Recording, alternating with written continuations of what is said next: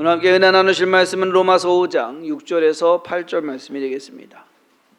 로마서 5장 6절에서 8절 다 같이 한 목소리로 읽도록 하겠습니다. 우리가 아직 연약할 때에 기약대로 그리스도께서 경건하지 않은 자를 위하여 죽으셨도다. 의인을 위하여 죽는 자가 쉽지 않고 선인을 위하여 용감히 죽는 자가 혹 있거니와 우리가 아직 죄인 되었을 때에 그리스도께서 우리를 위하여 죽으심으로 하나님께서 우리에 대한 자기의 사랑을 확증하셨느니라. 아멘. 2024년 고난주간 새벽기도회 그리고 부활절, 올해는 주제를 한번 정해봤습니다. 희생과 회생. 예수님께서 십자가를 지신 것은 전적인 희생이었다는 사실과 그 희생으로 말미암아 예수님뿐 아니라 온 인류가 다시 살아나는 회생을 얻게 되었다는 그 사실을 한 주간 동안 우리가 묵상하면서 그리고 생각하고 기도하고 나아가는 그러한 한 주가 되기를 바랍니다. 고난주간 새벽기도회 6일 가운데 처음 월화수 3일은 희생에 대해서, 그리고 나머지 목금토는 회생에 대해서 말씀을 드리도록 하겠습니다.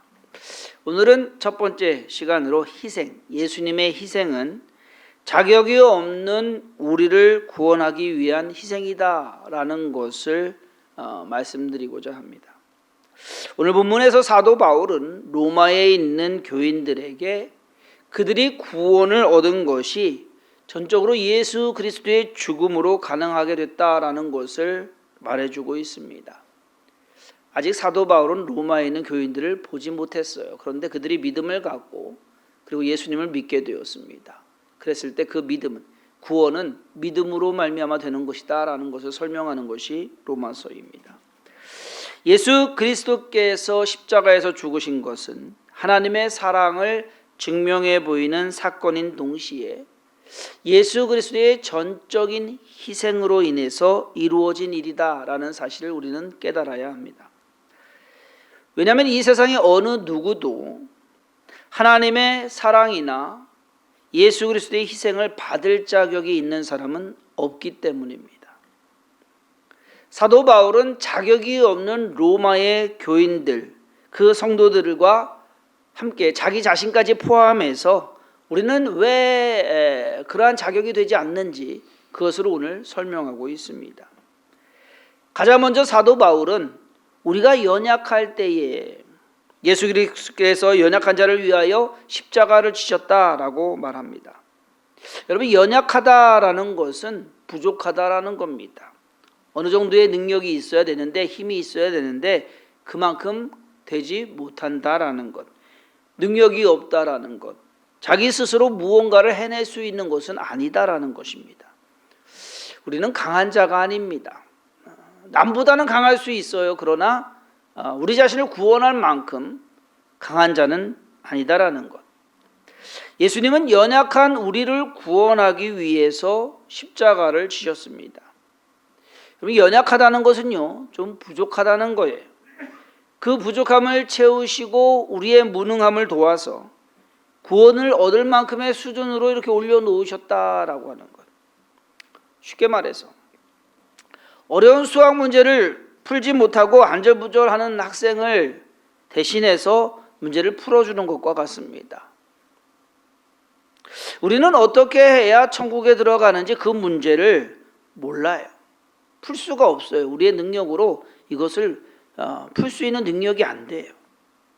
그러다 보니까 자기들 생각대로 이것저것 해보는 겁니다. 이렇게 하면 될까? 저렇게 하면 될까? 주님께서는 우리가 풀 수 없는 인생의 문제, 구원의 문제, 영생의 문제를 대신 풀어주신 겁니다. 이렇게 해야 된다라고 하는 거예요. 가르쳐 주신 거예요. 십자가에 달린 예수를 믿으면 구원을 받는다. 그 예수가 너를 위해서 피를 흘렸고 그 예수가 구원을 이루었다라는 것. 연약하다는 것은 또 다른 의미로 능력이 안 된다는 것을 의미합니다. 여러분, 만약에 여러분들이 청주에서 서울까지 걸어가야 된다. 얼마나 걸어갈 수 있어요? 여기서 저기 톨게이트 데까지 어떻게 지금부터 걸어가시면은 오늘 중에는 가지 않을까? 그렇죠? 가도 안 되는 거. 우리의 힘으로 못 가요. 그냥. 예수님께서 대신 등에 업고 옮겨주시는 것과 같습니다. 걸어서 미국에 갈 수는 없습니다.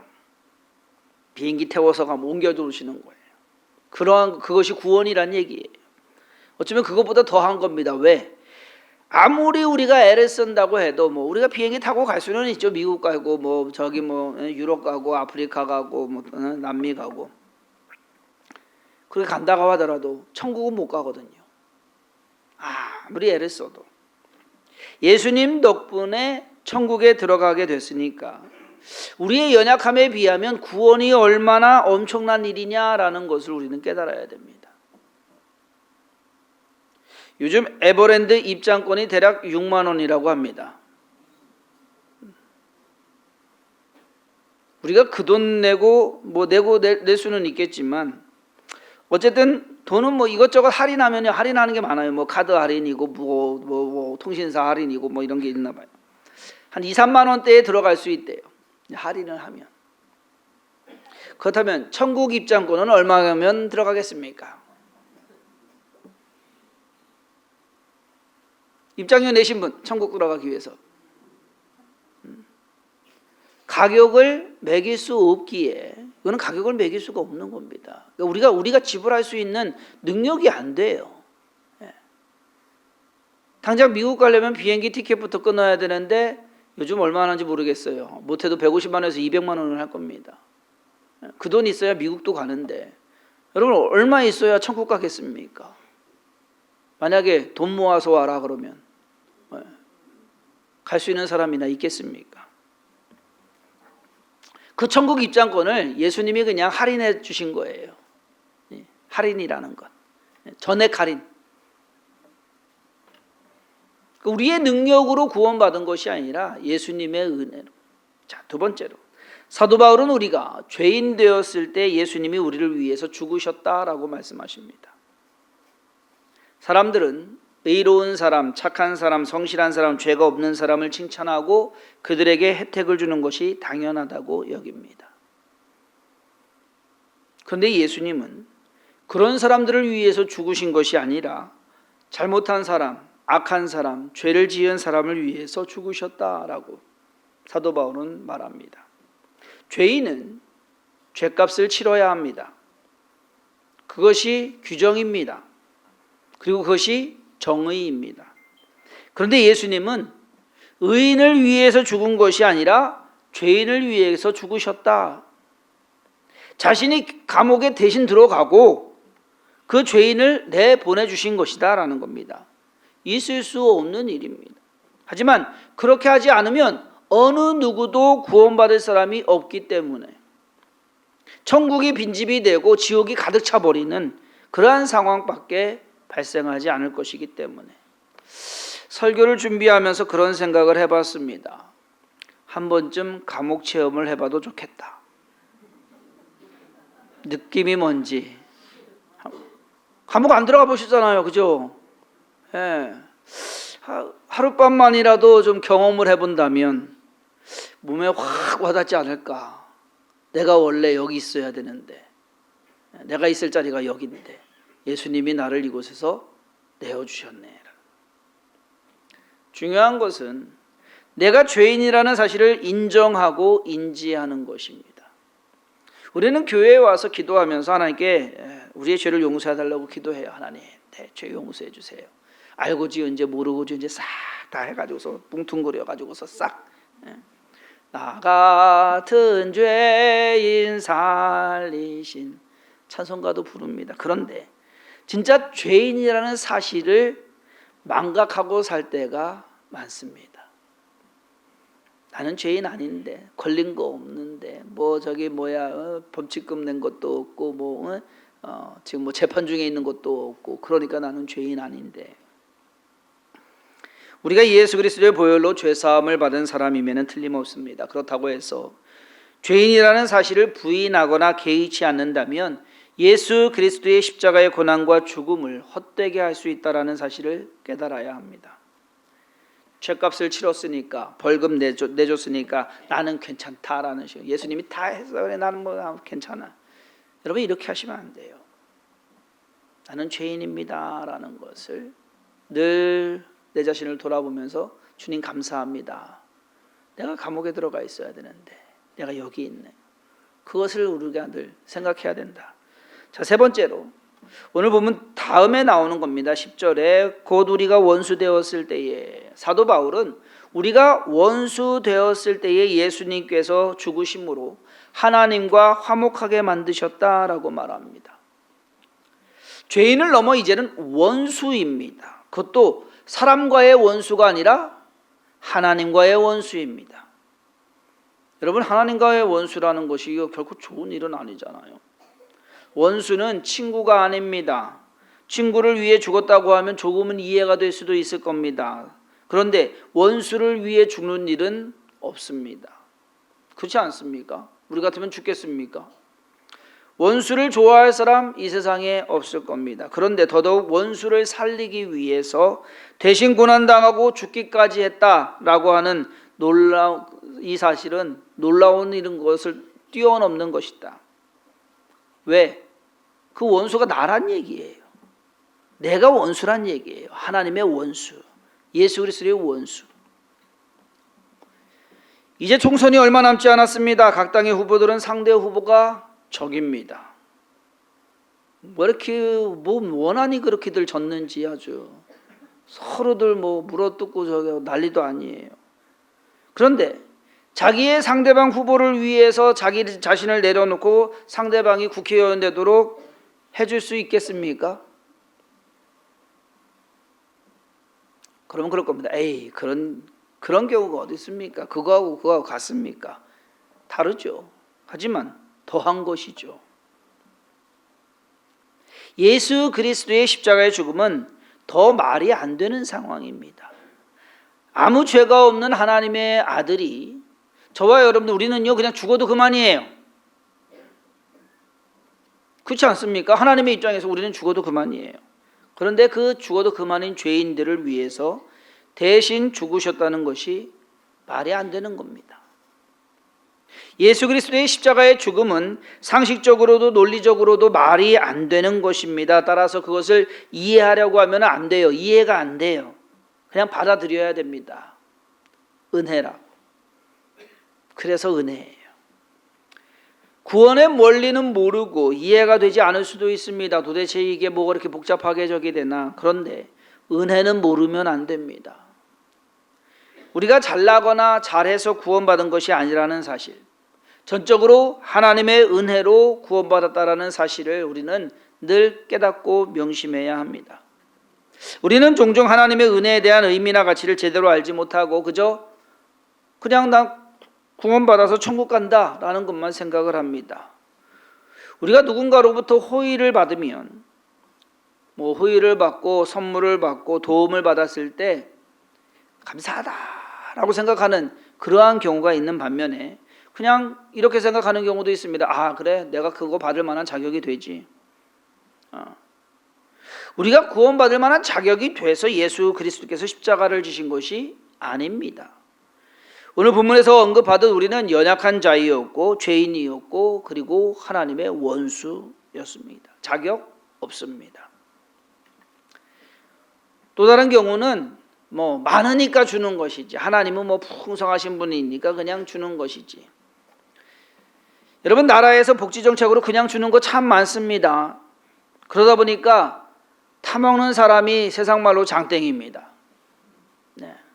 타먹어야 된다. 자기가 노력도 안 하고서 그냥 타먹으려고만 하는, 하나님의 은혜도 그렇게 타먹기만 하려고 하는 그러한 믿음이라면, 그러한 사람이라면 다시 생각해 봐야 됩니다. 왜? 그러한 사람들은 고마움이 없습니다.